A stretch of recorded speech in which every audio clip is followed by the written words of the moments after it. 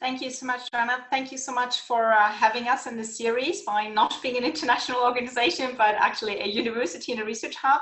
Yeah, you promised a lot what we'll do today. I hope that we'll be able to provide some insights on what we've learned by spending the last couple of years really researching and following innovation structures, innovation units within the UN system.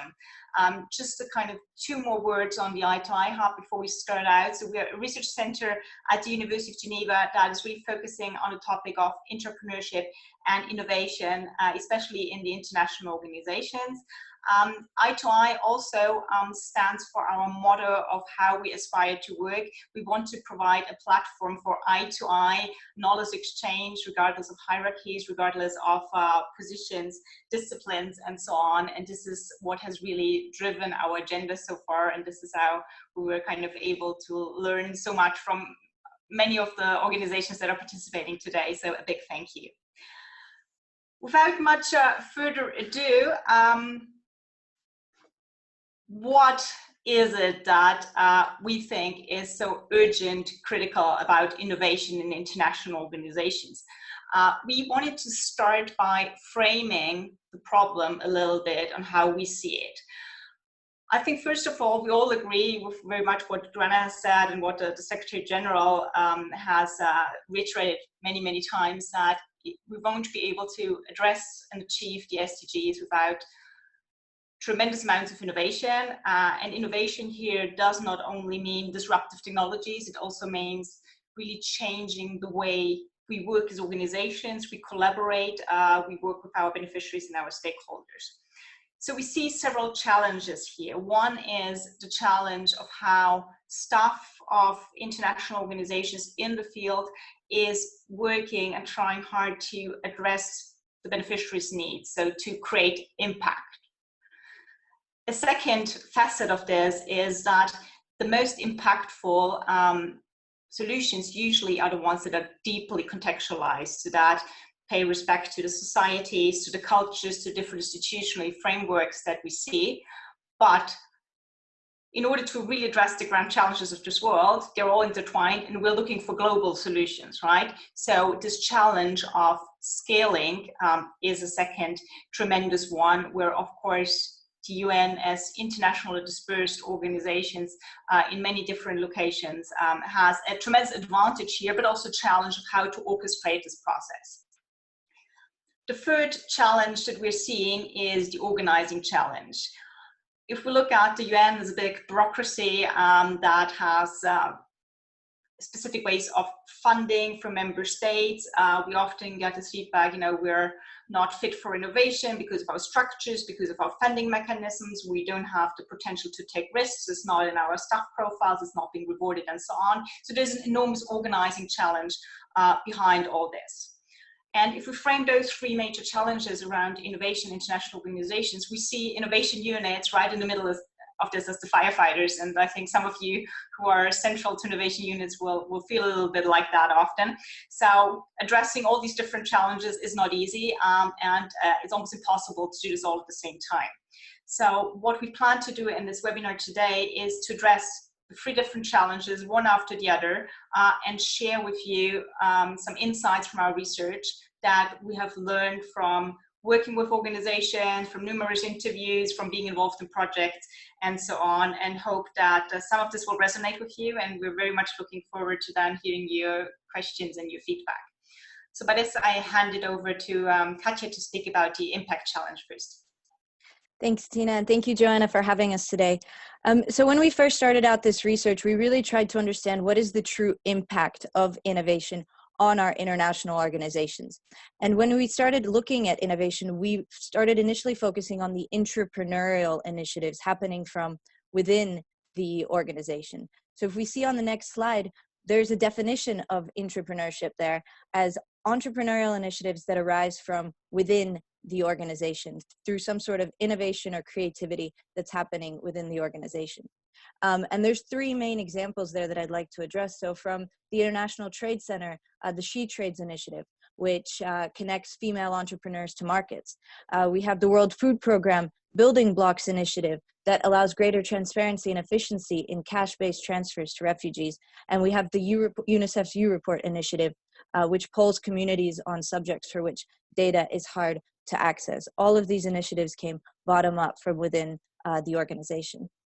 So in the next step, we'd like to really open up this webinar and make it as interactive as possible by asking you, the 127 participants here with us today, have you ever been involved in an entrepreneurial project in your organization? And you can see the poll here up on your screen.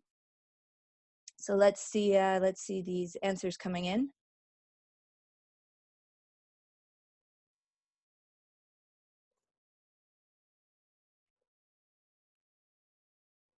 Thanks, Katja. It's 75 people responding. I'm going to leave it open for another 10 seconds before I share the results. If you want to vote, do it now. And time is up. Let's end this poll. And you should be able to see the results now. Okay, so we see a little bit more than half of the participants here today, the ones who answered the poll, have been involved in an entrepreneurial initiative within their organization. That's very good to see.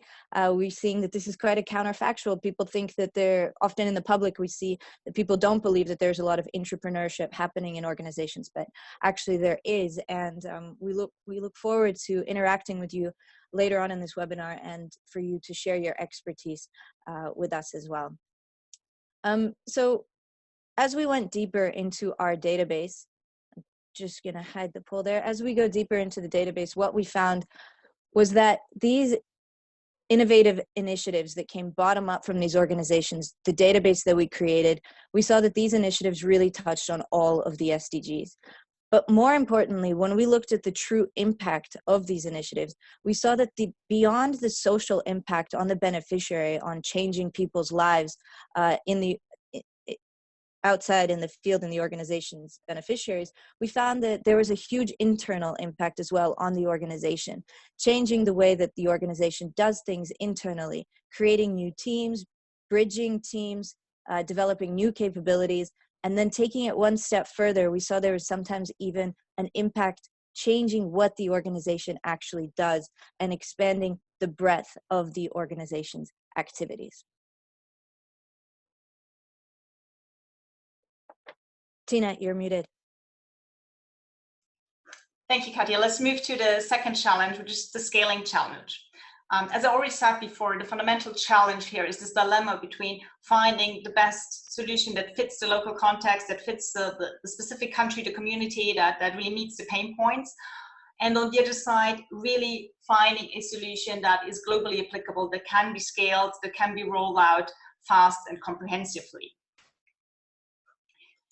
Research has found that to really make innovative systems work, the best solution is a network-like model that allows us to harness the potential of each and every country unit, of a regional unit, and then feed knowledge back to headquarters and do this in a spirit of coordination and cooperation. There are two elements that are particularly important to this network model. The one is really this what we call reverse knowledge transfer, that we can actually not feed down knowledge from headquarters to subsidiaries or to field offices as we always do in a bureaucracy, but the organization is very receptive to actually accept knowledge created in the periphery of the organization, so in the field units and regional units, to actually feed this back up to headquarters and to absorb it and to use it. The second interesting element is that we also have linkages between the lateral units, right? Between the units in the field, which often in a kind of formal bureaucracy are not foreseen. So you may ask now, why is this relevant for us? Because by no means the UN system looks like a network, right? But when we looked in depth into how the innovative initiatives that we were researching scaled and how they actually, moved from one country to the next and became implemented, we saw two different approaches to scaling that very much resonate with this network approach. One was what we call country to country. So this is very much the lateral approach, where innovations are really scaled from one country to the other without very much involving the headquarters. The other approach that we saw is by involving an innovation unit that's often very closely linked to headquarters in most organizations, that would then facilitate the scaling and help to deploy the initiative and roll it out in different countries. Interestingly, while both of these approaches to scaling have had an impact on developing the organization's innovation capability and capacity, have had a social impact on changing people's lives and actually helping the beneficiaries. So kind of if we box them, the initiatives were all successful ones that made tremendous impact, but the ones that scaled via innovation units actually made a much higher impact on changing the organization internally. We saw those initiatives coming up with building new structures, bridging teams, really developing new capabilities that were long-lasting. In order to explain this from an academic point of view, we see this as a mechanism of organizational imprinting. That's actually a word for it from institutional theory. What we saw here was that initiatives that scaled through innovation units, they actually helped to develop routines and competencies that then allowed organizations to innovate continuously, right? So they really made this lasting footprint in the organization that then helped to bring the organization to the next level in terms of innovation. So to integrate new knowledge, set up learning processes, and so on. So we found this was quite an interesting result, because often if we look at the outcomes of innovations and if we try to assess how much impact has a certain initiative made, we often stay at the initiative level and we don't so much think about what are the organizational level factors that really play a part here. So I'd like to launch our second poll from here exactly on this question. In your opinion, which of these factors on the organization level is most important to innovation success? One is adequate financing. Second, alignment to strategic objectives. Third, culture of trust and transparency. Fourth is a dedicated team or staff time. And the fifth is executive and key stakeholder buy-in. And we're waiting for the vote results. We're very actively voting already. That's fantastic. Indeed. Lots of responses coming in, and apologies to all of us for being nasty. We really wanted you to decide on one of them and not just say all of the above. So 68 people have voted. Fantastic. We're going to give you 10 more seconds before we share the results. Great. Last chance and over. And here are the results. So very interesting that the executive and key stakeholder buy-in was the most important. I mean, all of them are important, of course, nothing no organization can do without, but it was very interesting for us to see which one you actually think is the most instrumental one. And I'm very much looking forward to discussing with you a little bit more on this topic later on in the Q&A session. Thank you so much. So we're gonna move on to the third challenge, which is the organizing challenge. So as these organizations have really seen a push for formalizing innovation, we've seen the birth, the rise of innovation units, formalized dedicated units within these organizations that act as focal points and provide accountability to drive innovation within our organizations. As you see from this CEB visual from last year, from 2019, many new units have been established in 2019, and many new units were set to be established this year and, of course, next year. But as we started looking at these units, we saw that there was two different ways in which these type of innovation units emerged. In the first way, we saw that there was a top-down push, meaning that a top leader within the organization, a senior leader, mandated someone within the organization to run the innovation unit and to create a team and start leading such a unit within this organization. In a second way, we saw that it was born in an evolutionary fashion, meaning that on weekends, evenings, and sometimes over lunch, a group of individuals, entrepreneurial individuals within the organization, got together and really started driving this idea that it was necessary to have a formalized innovation structure within the organization.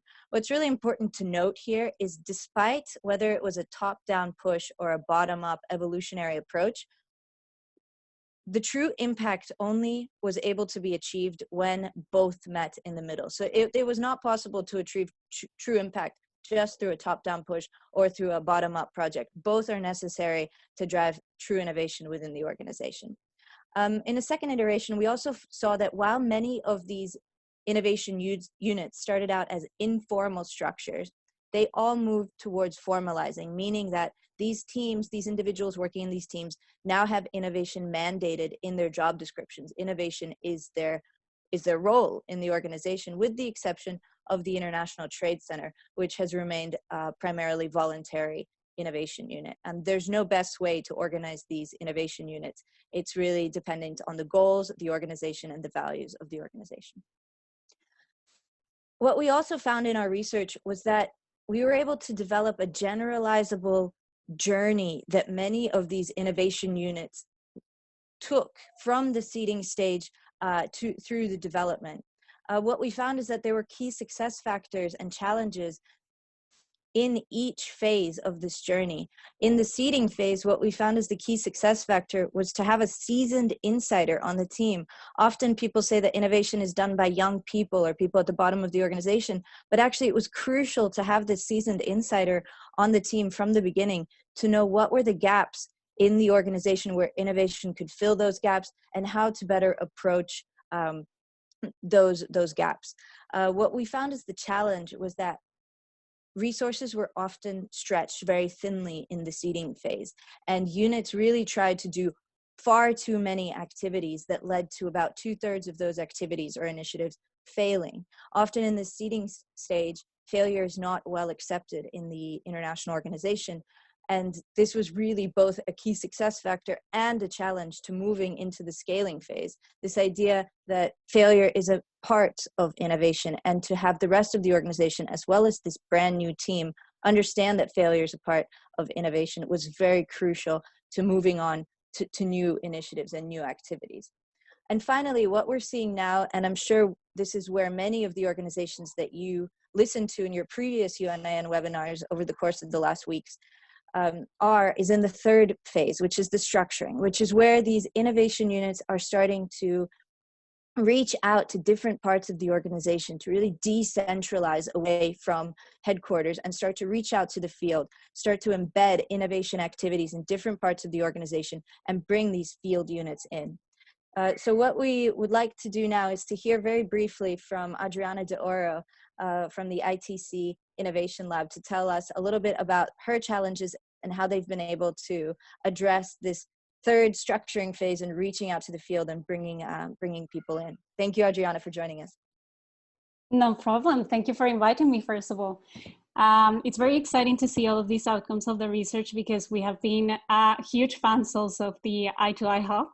And yeah, so concerning this, the structuring phase of what you were explaining, Katya, I think that, yeah, our innovation lab has had an interesting journey. As you mentioned, we have been coming from this evolutionary route, mainly staying informal, but going towards formality, because also as we scale up our activities, we have been realizing that more formal structures need to come in place to actually sustain in a long term or our activities, and also all of the demand that we see increasing in the organization for innovation services. And also we have an insider, just to the points that you were speaking about, we have an insider also who has been supporting the Innovation Lab since the beginning, and we have the support from SMC, and since the lab is sitting on one of the office of the directors from one of the divisions, we have his content advice that it's very useful for us to be able to stay also and stick to all of the objectives and ensure that we are responding to actual needs in the organization. And to speak more to the links with the field, last year we actually started to expand quite strongly with this objective to reach more the field projects more directly. Since the Innovation Lab has been working since its inception, like for around 4.5 years ago, mainly in headquarters, we realized that to reach the beneficiaries, then we would need to create more ambassadors of innovation working directly in the field, in the country offices. So as many of you would know, ITC, it's mainly headquarters based, but we are growing and we are having a more field presence, an increased field presence with a country country offices, mainly project based. But this is the direction that we are taking right now. And this year specifically, we are having an emphasis on challenges. So we are actually having our cross-cutting activities that are going to be running as we have been doing so far, the bootcamp, the podcast. So for more of a reference for you, for the ones who want to know more about the services, you can refer to the previous webinar. But now this year, what we want to do is work around key challenges that we have identified through a survey and also through speaking with our colleagues on the ground. And one of them specifically is addressing the knowledge sharing in headquarters and headquarters in the field. So what we have done specifically there is to identify challenge owners who could work on a challenge that it's basically pushed forward by them and link to the work. And we're going to do a guidance, or we're going to accompany them throughout the year and have an implementation, a concrete implementation using the services of the lab. So this is something that's very concrete. This is a new approach that we have decided to test this year. And if there are any questions in relation to that, I will be happy to expand further because I know that time is limited. Thank you so much, Adriana. Yeah, it's fantastic to see how many organizations are starting to really move to the field and the different approaches. And what we really want to show through this research, and yes, ITC has been a great partner and sharing data throughout the last 3 years, is that this is a very generalizable journey. And we're seeing many organizations now, UNHCR as well, moving towards decentralizing their activities and setting up regional hubs. What's really crucial is that we can learn from each other, organizations can learn from each other's challenges, best practices, and really succeed in making this journey an easier process for the organizations setting up new units today. Yes, thank you so much for this. And I think what we can see as a joint pattern across all the different organizations is that innovation structures, units are not something that is stable. They always evolve. And obviously we're seeing, and you've seen this in the webinars of UNIN as well, we see many different forms like funds, services, informal offices and so on. But what is common to all of them, they never remain stable. From our experience, mostly they start at the top of the circle here with innovation is like an activity at the periphery of the organization, something that does not really resonate. It is a bit dissonant to what the organization does. And slowly but surely, innovation is fed in the organization and more people adopt it and it's becoming more central, right? But then innovation work, of course, as you all know, does not stop there, right? So it's going to be new topics, it's going to be new ideas. And so this is also the reason why innovation units, particularly the better ones, never stop evolving, right? They always face new challenges, integrate new topics, methodologies, ideas, and basically circle throughout the organization. At least this is how we saw it. And there's a lot of dynamic behind that we shouldn't forget when we speak about structures, right? Because structures always have this flavor of being something stable. Something that we've also been exposed to quite a bit with the organizations is this question that Adriana just addressed in terms of how do we collaborate between the headquarters and the field.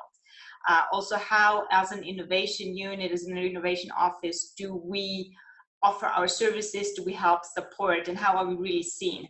I assume that many of the, at the moment, 137 participants here are people leading innovation units, having an instrumental role in innovation work in the organizations. So I hope that a lot of what we're saying kind of sounds familiar, resonates with you, but don't forget that other parts of the organization, when they see innovation units, what is their image really, right? And I'm trying to be a bit provocative now. Are they maybe seeing Big Brother, thinking they'll be more surveyed now, that they have to report on everything they're doing? Do they feel ignored by the sense that you never have the right answer for them, right? They always have a different challenge, a different problem. Or are they seeing as more like a puppet show, just being directed and instrumentalized?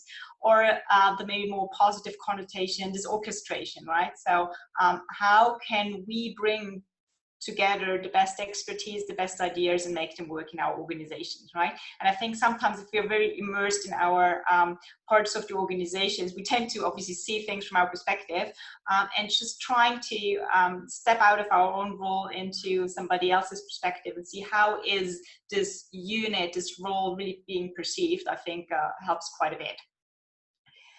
So to address a little bit this big question of how headquarters and field offices can collaborate better in innovation, I'm very sorry to tell you that also we don't have the one size fits all. Our kind of only answer is it all depends, but we can be a bit more specific, and our answers depends on the type of scaling you're employing. You remember before we've been speaking about two different scaling approaches. One is the country-to-country scaling, where basically innovations are scaled from one country to the next, and the other scaling approach is the one using the innovation unit. Just to make it a bit more tangible, think about the country-country approach, thinking of UNICEF's U report. Katja has mentioned it before. It's first SMS-enabled, then chatbot-enabled tool to engage young people, and this tool is actually something that's deeply contextualized, right? So it's operating now in 63 different countries, I believe, and as far as I know, it's differently implemented in each of those countries. It also kind of really thrived on this pull from other countries that saw what was being done and then they implement in the next country. On the organizational level, what really helped the scaling process and the collaboration was this local ownership by champions. That I think is true for every innovation project, but was particularly pronounced here in these country by country scalings, where also the idea champions have to make those initiatives self-sustaining. They had to search for their own funding, and they were very much always willing to share their ideas with their peers in different countries without, very much involving headquarters. And this is not only true for the U-Report initiative, but this is generally a pattern for those initiatives that we see scaling country to country. What are now the facilitating factors for the initiatives to scale via the innovation units? Let's take an example from the World Food Programme, H2Grow, which actually is a hydroponic growing concept that lets you grow plants, as far as I understand it, as a non-expert, in little containers, boxes, and so on. So first to start out growing food in slum areas, then move to refugee camps and so on. And this initiative was soon picked up by the innovation unit. For this, it actually received legitimacy and also resources. Resources is not always just budget or financial resource. It can just be endorsements, it can be staff time, it can be expertise, right? And something that really helps in the headquarters subsidiary collaborations for the scaling mechanisms is this emergence of innovation units, right? They're trying to build expertise and synergies in the organization. This is very much the spirit in many organizations we're seeing at the moment. So what is quite clear to us that there are different approaches to scaling that are facilitated by different ways of collaborations between headquarter and subsidiaries, and we hope this is something that will resonate with you. Another trend that we've been seeing quite a bit is to reduce this complexity of the headquarters or the innovation unit dealing with each and every country, because it's simply too much. It's all kind of huge organizations, many different players there. So many organizations are building in those regional offices, regional layers, which I think structurally is a very good idea, because you're actually reducing the span of control if you want. But you should not forget, and I think this is also a little bit of a warning, that these regional offices often act as pressure valves. So they are basically relocating the problem between global integration and regional responsiveness, regional integration, local responsiveness. So I think what is really key for those regional innovation offices to work is that it's also clear how at the regional level you will actually be able to generate those learnings, to actually reap any synergies that will then be transported to the higher level. So I think also quite an interesting development that we are seeing here, and we're very interested to see how organizations pursue this approach further. So what is the path we were on? If you look at the international organizations with many different labels, and as I said before, many different types of structures. Again, allow me to be a bit provocative here. What is our journey we're on here, right? Many of the organizations started out as volunteer-based, team-based efforts, right? People doing this in their spare time, to a pattern where we're seeing more and more formal innovation structures being built. We don't see the extreme of the picture of having an idea vault where we lock away in ideas yet, but the question is really, where's our journey? Where are we heading? And I think towards the end of our input here, it's also worth highlighting that while there are many pros for structuring and formalizing innovation, there is also a dark side of that.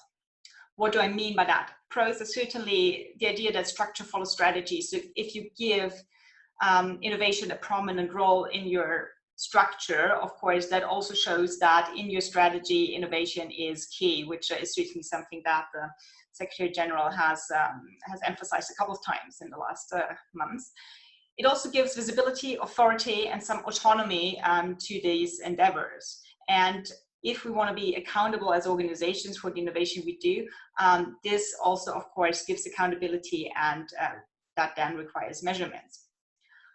On the dark side, however, in the extreme case, such dedicated innovation structures, they can seem like they claim exclusivity, which may have two different negative effects. One is that basically they are trying to pull all innovation work to them so that others are not heard anymore. And the other side of it is that they're just delegating responsibility, right? So that everybody else says, well, I'm off. This is not something I have to do anymore because there's a center now, there's a unit that does it, right? The third impact there is that I think all organizations currently are struggling with metrics, with assessments. And if you have metrics that work for the entire organization for all types of innovations, they're going to be narrow, they're going to be limited mostly to incremental innovations. So how can you open up this to more disruptive types of innovation? It is a challenge. So while I stop talking about this now, I really want to know from you, and I'm really excited to learning more. And the third poll for your organization, and this poll is anonymous, right? We're not tracing you back. Do the pros of formalizing innovation outweigh the cons? What do you think?